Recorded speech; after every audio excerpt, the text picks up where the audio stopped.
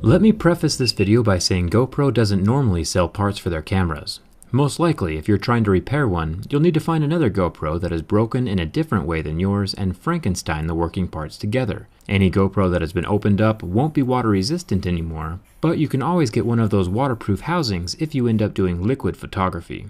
Take out the battery, and then the rubber faceplate of the camera can be pried away. There is an excessive amount of adhesive holding it down to the frame that has to do with the waterproofing. The outer lens of the GoPro camera can be removed. There are two straight bars holding it down to the camera body. I slip one of my thin pry tools underneath and push the bar away from the little lip that holds it in place, and then the lens will pop away. This is a lot more difficult than it looks on screen. It is very secure. The little rubber ring is part of the waterproofing that keeps this camera watertight, and I'll explain more about the waterproofing of the GoPro 5 in another video. Luckily, these lenses are fairly easy to replace. I will link any replacement parts and tools down in the video description right below this video. So if you need to replace anything on yours, the links will be there. Now that that outer lens is off, the rubber housing can come loose. Remember, this is extremely difficult. It is held very securely in place. The most dangerous spot is right here down at the bottom. You don't want to damage that LCD screen, so be very careful with that. There are 6 screws holding down the plastic plate to the main frame. This is a T4 screw. Remember, the tools are in the video description. Once those screws are out, you can gently pry away this part of the body from the back part of the frame. Just wiggle it loose and shimmy it out of the housing, but be careful because there are still wires attached to the motherboard. These little ribbon cable connectors pop off like little Legos, and then down here this little white connector is the power from the battery housing. Just pop that off from the main board. Here on the bottom part of the back housing is the loudspeaker. And then I thought this was extremely interesting. Along that top part of the housing there is a little LED attached to the main board.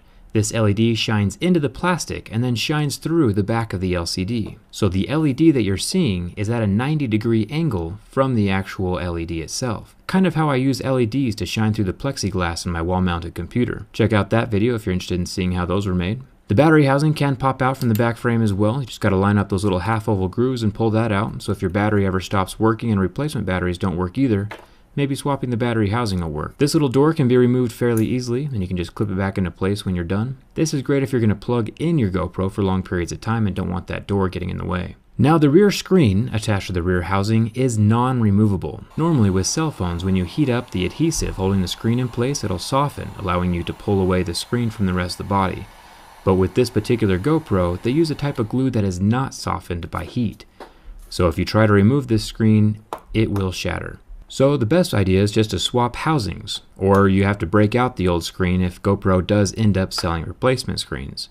Either way, check the video description. I will link all the possibilities down there. Just remember that there is no way the screen will survive the removal process trying to get it out of that frame. So it's better to put the internal components into a housing that has a working screen. There are 4 Phillips head screws holding down the motherboard. Remove those, and then you can unclip the front LCD from the main board with that same little ribbon cable connector. Then we have the sensor ribbon cable connector and then the charging port ribbon cable connector down here. All of them snap in like little Legos.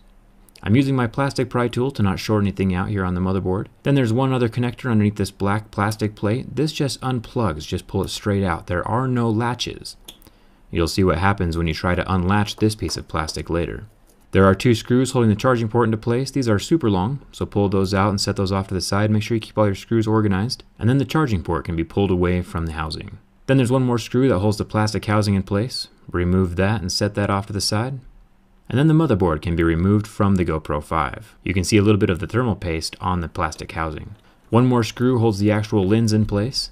Now this is the lens and the sensor. It has that same super heavy duty glue that is not affected by heat. It's kind of like super glue. It doesn't look like this camera has any type of optical image stabilizing. It's all internal or electronic. This digital image stabilization is all done in software and not hardware. Normally I'm not a big fan of the digital image stabilization. I'll have to do a camera test to, get a full opinion of it. Hopefully the images don't have that jello effect that the Nexus 6P does. I'm hoping it's more like the electronic image stabilization of the iPhone. Now here is the front LCD attached to the plastic housing. Remember, if you try to remove this LCD, it will break because there is no soft adhesive underneath it.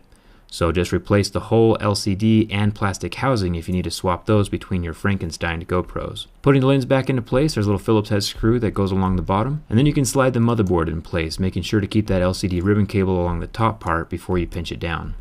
Plugging in the sensor ribbon cable, putting the plastic housing for the charging port back into place, screwing it in, and then setting the USB charging port into place as well.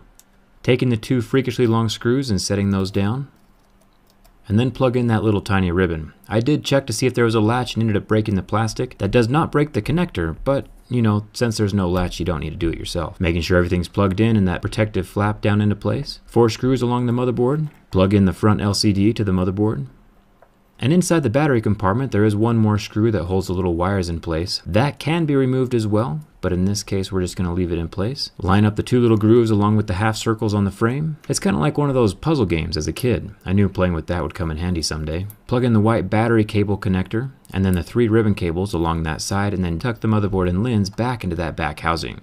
You'll feel it kind of gently push into place because it does have that thick rubber ring around the motherboard. There are 6 screws holding this into the back frame, and then you can take your front rubber piece and place that over the top. Remember, since this was using adhesive to hold it in place, it's not going to go back on as perfect as it was when it was new. You're going to have to get some double-sided tape to stick that down, or just use some of that gel super glue to hold it down as well. Make sure your camera works before you do anything super permanent with it though, like use super glue. To get the front lens back into place, I'm taking one of the little metal bars and tucking it in on one side, and then gently pressing down on the other side while I lift the other metal bar over the V-shaped clip. Once the metal bar is bent over the clip, it'll grab the clip and hold itself firmly in place.